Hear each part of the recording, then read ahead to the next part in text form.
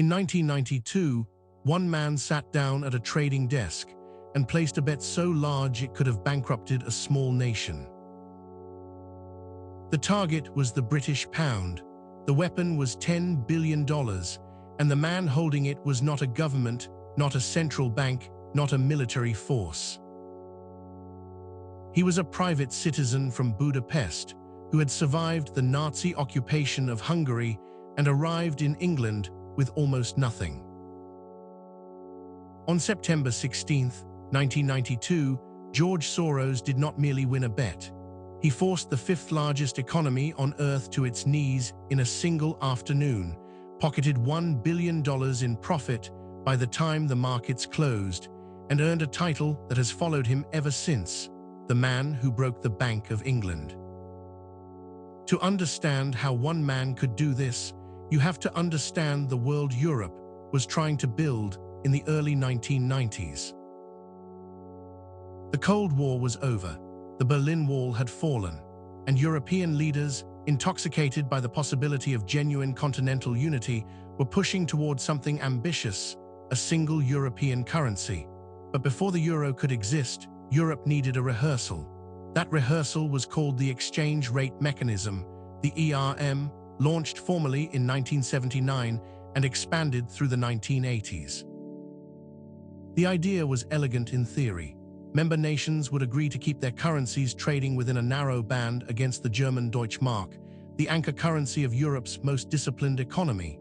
If your currency drifted too far from its agreed rate, your government was obliged to intervene, buying or selling currency or adjusting interest rates until balance was restored.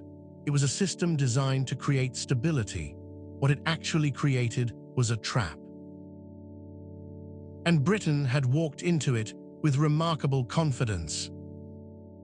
Britain joined the ERM on October 8, 1990, under Prime Minister Margaret Thatcher, though it was her Chancellor John Major who drove the decision. Sterling was locked in at 2.95 Deutschmarks, with a permitted fluctuation of no more than 6% in either direction. The problem was immediate and structural. At the moment of entry, Britain's economy was already weakening. Inflation was high. Interest rates were punishingly high, reaching 15% at their peak. Unemployment was rising. The country was sliding into recession. And yet the pound was legally obligated to behave as though none of this was happening. John Major, now Prime Minister, staked his political credibility on ERM membership. He called it the cornerstone of British economic policy. His Chancellor, Norman Lamont, reinforced the message at every opportunity. Britain would not devalue. Britain would not leave. The pound would hold. Meanwhile, reunified Germany had its own problems. The cost of absorbing East Germany had been staggering, and the Bundesbank was keeping German interest rates high to fight domestic inflation. High German rates meant downward pressure on every other ERM currency, including sterling. The pressure was building. The trap was tightening. And in a quiet office in New York, George Soros was watching all of it very carefully. His fund manager, Stanley Druckenmiller, had already begun building a short position against the pound, a bet that sterling would fall. By late summer 1992, Druckenmiller was convinced the pound was overvalued and Britain could not sustain its position. He went to Soros with a proposal. Soros listened. Then he told Druckenmiller to go bigger, much bigger. "If you're going to bet," Soros reportedly said, "bet the farm." The question now was whether Britain would find a way to hold, or whether one fund manager from New York could actually break a central bank. By early September, Soros and Druckenmiller had borrowed and sold billions of pounds, committing the quantum fund to a short position that would profit catastrophically if sterling fell. They were not alone. Other hedge funds and currency traders had spotted the same weakness. The pound was bleeding quietly.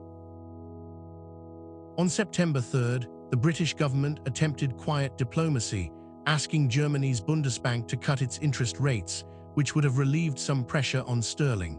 The Germans declined.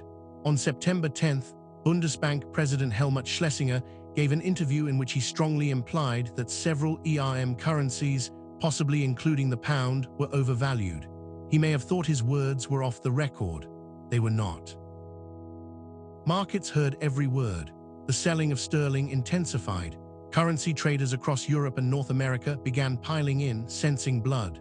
The Bank of England was forced to buy pounds by the billion to prop up the rate, spending its foreign currency reserves at a terrifying pace. On September 15th, Soros made his final decision. He extended his total position to $10 billion short. He was now fully committed. If the pound held, the quantum fund faced potential ruin. If the pound fell, it would be the largest single currency trade profit in history. September 16, 1992, they would later call it Black Wednesday. The morning began with the Bank of England buying pounds, hundreds of millions at a time, then billions. The phone lines between Threadneedle Street and the Treasury were burning. Norman Lamont was working the phones. John Major was in meetings, watching the numbers. At 7 o'clock in the morning, the Bank of England raised interest rates from 10% to 12%. The markets barely flinched. By mid-morning, the pound was still falling. The selling had not slowed, it had accelerated. The Bank of England was hemorrhaging reserves, spending nearly £1 billion every hour in a desperate attempt to hold the line. At noon, the government announced a second rate rise. Interest rates would go to 15%.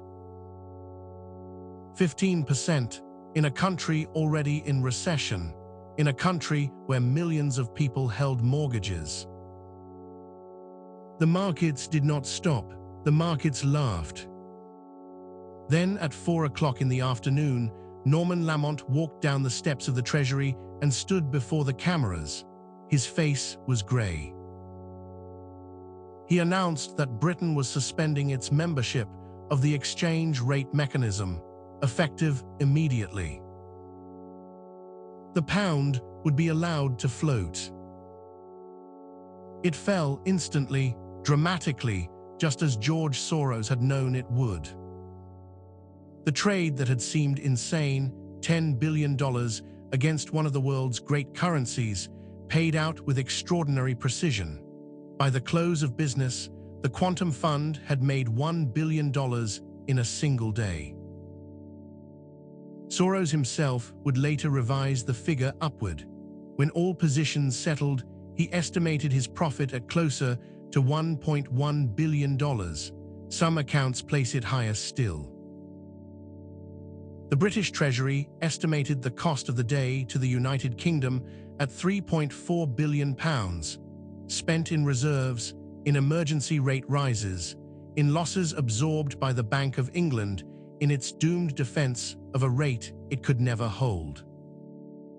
A brief note before we continue. If this story has held you from the first sentence, you are exactly the kind of viewer this channel exists for.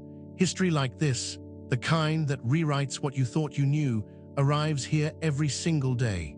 Subscribe, and tomorrow's story will be waiting for you. The political fallout was swift and devastating. John Major's government never recovered its reputation for economic competence. The Conservative Party, which had led Britain for 13 years, would spend the next decade in the wilderness. In 1997, they suffered one of the worst electoral defeats in British political history. Norman Lamont, who had fought so hard to hold the line, was gone from the Treasury within months. For George Soros, it was transformation.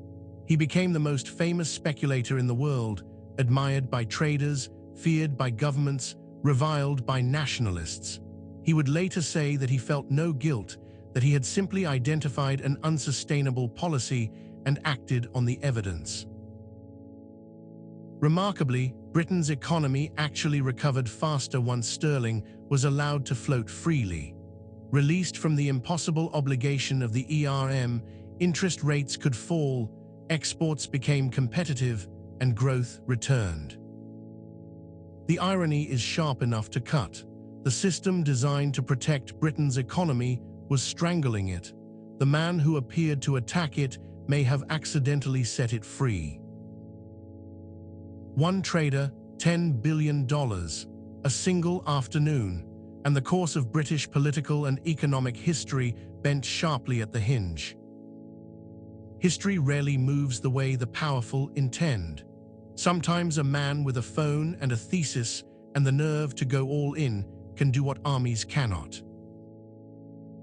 A story like this surfaces here every single day. Subscribe, and the next one will find you before you go looking for it.